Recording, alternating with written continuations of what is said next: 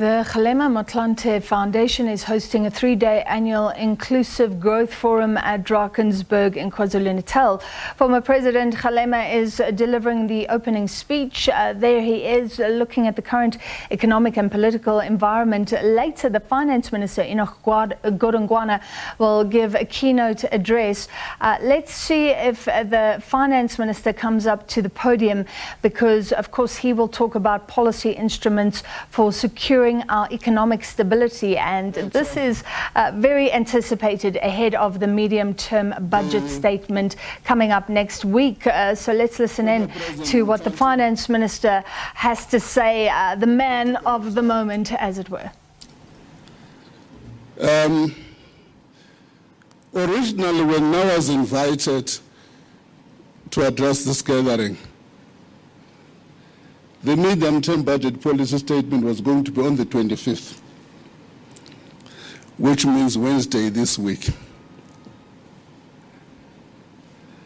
The presiding officers of Parliament are in Angola as we speak. They have decided to postpone the medium-term budget policy statement to next Wednesday. What does that mean? People like Mcebisi, which are listed companies, should know I'm in a closed period.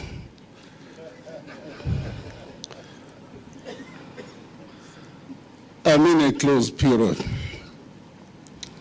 So, what am I going to do in that environment?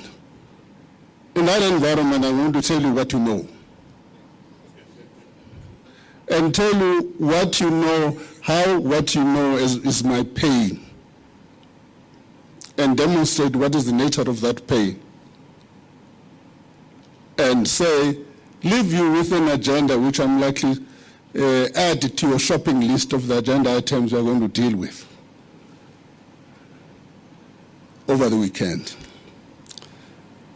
I'll also try and resolve those matters and contribute to this debate on Wednesday next week.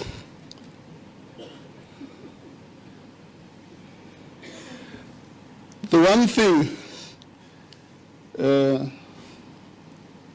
I was told,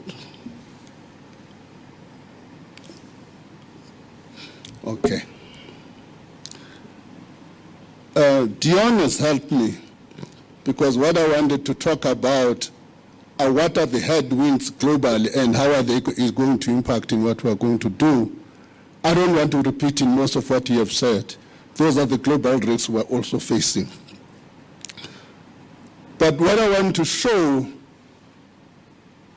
is what the IMF in September is saying about the South African economy. It says its growth is going to be 9%. Early in the year, they said it's going to be 1%. The Reserve Bank of Fundi and them said it's going to be 3%. We're a bit, we said it's going to be 9%. Why was such a difference in the model? Is one issue. Is the intensity of load shedding. How you model load shedding gives you different outcomes.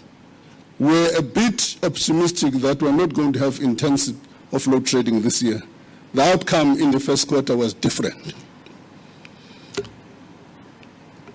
So I'm not going to talk much about that. What am I doing?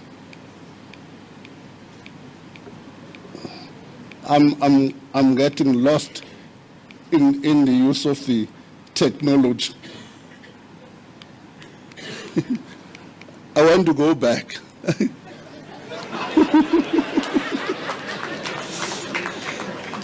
I want to go back. I'm lost in the use of technology. I'm using the same thing and going fast forward. I'm going to fast forward. Let me just say this is where the economy is of South Africa, starting from the global and from the pandemic. We're trying to recover from that. We are having what I call a rocky road from the pandemic. And that rocky road is not promising. Investment is not promising as well. And as a result, the sum effect of all of that, what has made this thing more painful for us is that the load shedding we predicted has become more pronounced. If you look at the number of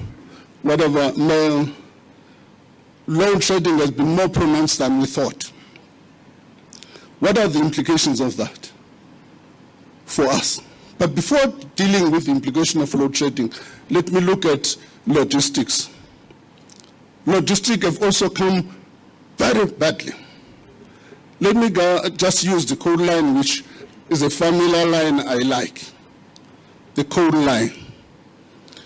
In 1996, we had about 56 million tons to Richards Bay. Since then, we've been hovering above 70 million tons to Richards Bay, about 77 million tons. 2021, we came back to 1996 levels. 2022 to below 1996 levels. What are the implications of that? You must have read the Sunday Times. Siriti said they're going to retrench about 35,000 employees. So there's a knock-on impact on the economy in terms of jobs, in terms of profitability. Kumba is sitting with a stack of 9 million tons, which can take to port. And that has got serious implications for the revenue side. But before going to that revenue side, all of what I've said about the economy, we as South Africans, if you look at that yellow line, we are becoming poorer. If you look at GDP per capita, we are becoming poorer. The key challenge probably for this room and everybody here is how we are going to reverse that trend. Coming to the revenue side, I've said the intensity of load shedding has been more pronounced. Logistics have become much difficult. What has happened? Rising from the first quarter, revenue fell substantially than we predicted. You can see that line at the tail, at the end. Revenue is falling, which means I don't have money. The other thing which is beginning to ease, became better in April, when the American ambassador said we loaded arms in late hour. Everybody became scared that we're likely to have secondary sanctions, and markets tightened. Even on the borrowing side, we came less than we predicted.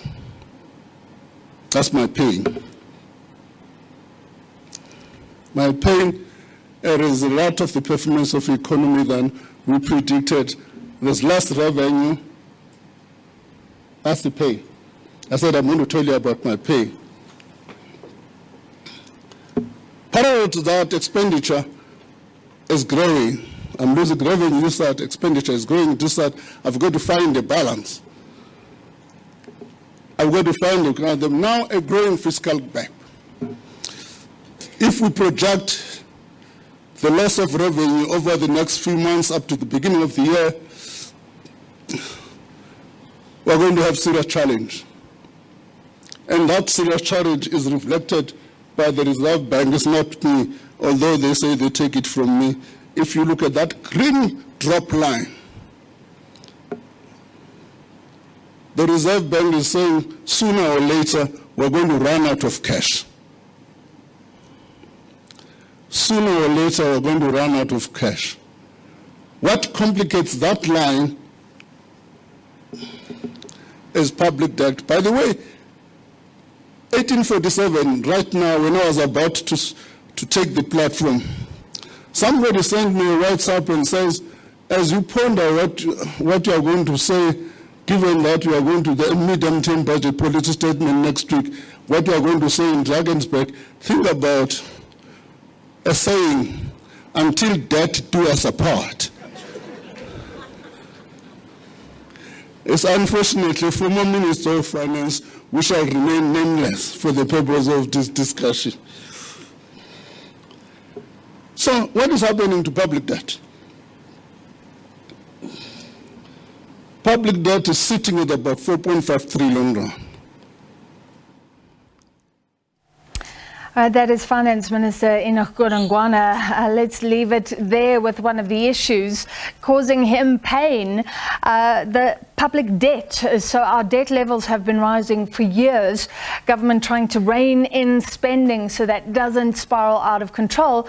But many economists saying don't go too far with the austerity. But he's raising the issues encapsulated by this line, I don't have money. And he has to distribute money or look at spending priorities for years to come in the medium-term budget policy statement next Wednesday. He says it's in a closed period, so he can't say what's in that statement, but outlining the big economic issues for South Africa tonight.